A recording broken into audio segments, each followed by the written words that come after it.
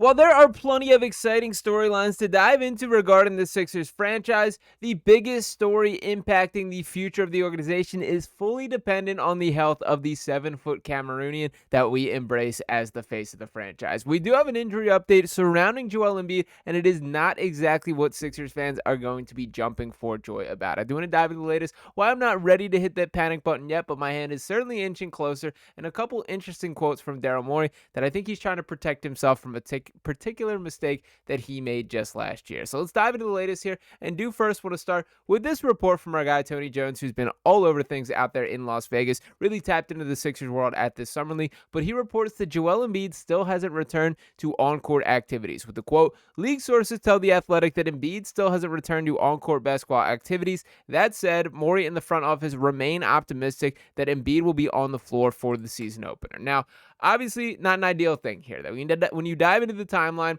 of the surgery and sort of the recovery process that was laid out by the Sixers organization here, this was a 6 to 8 week timeline that we were talking about for his recovery period. We are well past that, just based on since he has been under the knife, and the expectation from afar would certainly be that Joel has at least started some basketball activities to this point. Now, with that being said, it is still July, and I do think it is important to put that in context that I will not be hitting this panic button until this inches into September or potentially October, and when we get to training camp, and whether or not Embiid is on the floor for this. The best possible way to address whatever his issue is to fully be diving in on the medical side of things. That it is more beneficial to Joel Embiid at this stage in the game to spend an hour in the training room figuring out his knee than it is for him to be taking jumpers on the court right now. We know that this guy knows how to play basketball, but can his body take the wear and tear of an overall season? That's the much more pressing question as it pertains to the Sixers. Now, to that note here, I do think we have a little bit of positivity coming from Ramona Shelburne here. This report coming back on July 1st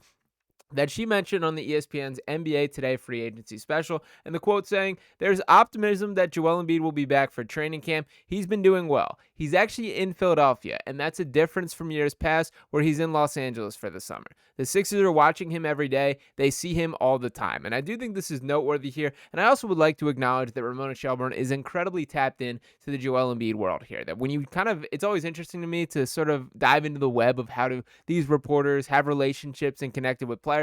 But what I think is noteworthy to take away here is that throughout really the entirety of Joel Embiid's career, that when there is a big story, Ramona Shelburne has been the national reporter, at least, that has been the most in the know on this. So her opinion or her reports on these overall conversations do mean a little bit more to me, that I do hold that in high regard. Now, Daryl Morey himself also had a chance to speak to the media, and this being primarily the Sixers beat reporters who all are doing an awesome job covering this team, but he had a chance to voice his thoughts on the Joel Embiid injury situation, as well as a number of other things that he replied to questions about. And there are a couple quotes that I did want to pull up here, but one that I think was particularly interesting was with the timeline. I did want to put this side by side with the answers about Jared McCain, and the first question, Morey on how McCain is doing physically as he recovers from his torn meniscus issue. And he says, quote, "Great, he's on track. He just met with the doctor that did his surgery. Everything is nominally on track, so he's on track to be where he should be by training camp." And then asked basically the same question about Joel Embiid,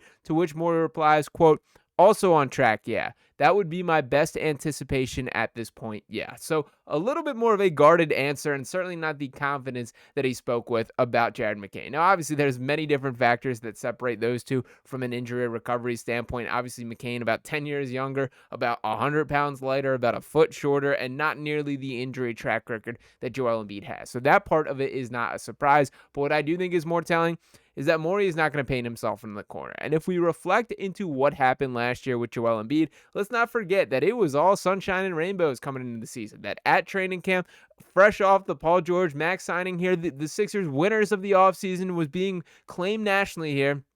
And then all of a sudden we roll to game one and Joel Embiid's not ready. Now, I can speak on firsthand here and tell you that it has been relayed to me that that was a Joel Embiid decision. That was not something that the Sixers organization was aware of or ready for. And that's kind of why we got a lot of these bizarre answers of the team, like sort of covering from him. Nick Nurse is not doing a particularly great job of I don't know when Joel's going to be around. And again, I don't think Nick Nurse did a great job on that podium sort of covering for the guy. But at the same time, that's a tough spot to be in as a head coach. And he had to be maddening not having his best player on the floor and the guy that so much of this just decision-making process and on-court play revolves around. That's a tough spot for everyone there. But I think that is why Daryl Morey is being guarded with this type of information, is he does not want to set him up for the same failure that was the case last year. That all expectations from the Sixers side of things, from the organizational mindset here, is that Joel Embiid was going to be ready from game one, and that did not come together from that standard. He does not want to repeat that mistake, and that is why I think he's being particularly careful here. Now, there's a couple other quotes that I did think were notable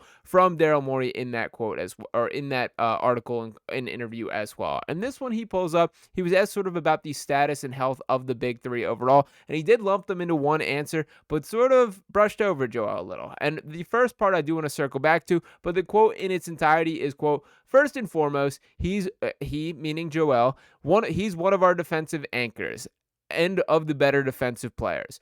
Morey stated, "Paul, in our opinion, he had a down shooting year, which everything we would expect, that will come back as he gets more open looks. And then just all the open looks he hits, some things I'm worried about. The one thing I'm not worried about is Paul George making shots next season.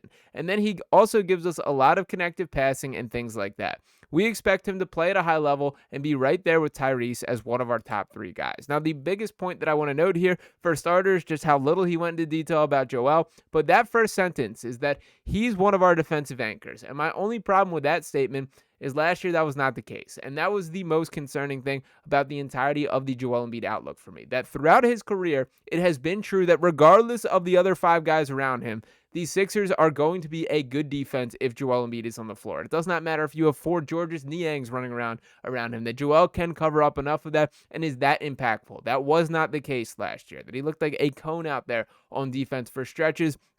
And that, I think, is directly tied to the health and the lack of movement ability that he really possessed on the floor. The Sixers desperately need Joel to be able to anchor this defense for it to be a high-quality defense. That's probably my biggest, big theme concern, is I don't know how you quite combat that moving forward if Joel can't bring that back. Yes, it's great that he can and has led the league in scoring before, but you can find ways to replace scoring with the Quentin Grimes, the Jared McCains, the Tyrese Maxeys, VJ Edgecombe pitching in that category here. You can't really replace a big man like Joel who's capable of serving as the anchor, and that simply has to come back to some extent here. Now, granted, you could counter me with that and look at a team like Denver who found an Aaron Gordon to pair with Nikola Jokic and make up for everything that he does not do from a rim protection standpoint, but that is very difficult to find players like that, and I do hope that is a problem that the Sixers do not have to fully address here. Now, Daryl was also asked about the concept of, as I've mentioned on here, sort of this theme that we can talk about all these different storylines with the Sixers team, but so much of it is completely dependent on the status of Joel. So he's asked about that statement directly, and he said on, quote, "If the Sixers are completely dependent on Embiid being healthy," and Daryl says, quote, "I think for us to be a championship team, we need all three of our key guys healthy. I don't think we can do it without that. I would like to say that, but I don't see it." So yeah, I do think we're very dependent on all those guys, including Joel. And just sort of another example of he's not viewing Joel in a little bit of or he is viewing Joel in a little bit of different light here. I don't know what to make of any of this. And honestly, for Daryl specifically, there's nothing that he can say that is the right answer to that. And that is sort of the takeaway for all these Joel Embiid conversations is truthfully, I think Daryl's trying to take the mindset of under promise, over deliver, and hopefully that he can step back on the floor without any issues. But it's not a great sign to me that there is not this strong, just outward expressive belief in this guy returning in the way that is the case here. Now, a couple other factors that I did want to dive in here. And of course, got to tie in VJ Edgecombe as we circle into these difficult medical conversations that Daryl had either a bit of a slip up or something that maybe should be a larger concern of ours. And what that was exactly is he was asked about VJ Edgecombe's injury. And he said, yeah, so he hurt his wrist, sort of a day-to-day thing. He did parts of practice yesterday, and it'd be more today to see how it feels. So yeah, we're hoping to have him back out there. Now, everyone's exciting, including us and VJ, mostly VJ. VJ is the most annoyed by this. He really wants to be out there, and our medical staff is trying to be smart about it. And when asked if he expects him to return in Summer League, Morey said, quote, "I frankly don't know. It really comes down to the symptoms, and I understand, we just went through a whole season of that. So I have empathy for everyone, but especially when it comes to, an off-season exhibition, I think it makes sense to be even more on the cautious side. Now, the number one takeaway here is that he mentioned it being a wrist issue for VJ Edgecombe. So over the span of 5 days, this went from a thumb contusion to a thumb sprain to a wrist issue here. So what is the problem? What specifically is injured on VJ Edgecombe? I would love to know the answer to that question. Is this an injury that is just moving around his arm? Are we going to have him on the injury report for an elbow issue or a shoulder issue tomorrow? Is this man going to need Tommy John by the time whatever this deal is done? I hope that is not the case here, but that certainly piqued my interest a little bit, and I have not heard Daryl come out and correct that to any means. This quote in itself, coming out a couple days ago, have heard no sort of Sixers PR or Daryl coming out and correcting it, and I do think, which has been a theme with the Sixers, communication staff for quite some time, a lot of this could be avoided if there's just a bit more transparency or upfront information here. Unfortunately, we are left in the dark, and I do feel that is the case with this VJ situation overall. It's not anything to worry about. A kid who is obviously popped in his debut and looked terrific on the floor out there. It's not the biggest deal in the world if he does not suit up for the rest of Summer League, but it is just strange, the terminology that we continue to sort of, just get around, that there is all these talking around it rather than directly addressing it head on, and that is applied in a couple different levels here, with VJ Edgecombe for sure, and Joel Embiid obviously as well. So do hope that there is some positivity coming in the world for Joel Embiid moving forward. It is not the best sign, once again, that he has not returned to on-court workouts and is doing any sort of participation in that. Ultimately, I do hope that we get more updates on this and something a little bit more concrete in the coming future, but nonetheless had to dive into this. So something is not quite adding up in my brain, but I'm refusing to hit the panic button just yet. I'm willing to give it a bit more time before I'm there, but let me know in the comments if you guys are rushing to the button before I am. So drop those thoughts below. Appreciate you guys tuning in as always. Make sure you hit that subscribe button if you have not just yet. Drop a like on this video here. I'll be back talking to you next time right here on Sixers Digest. Peace.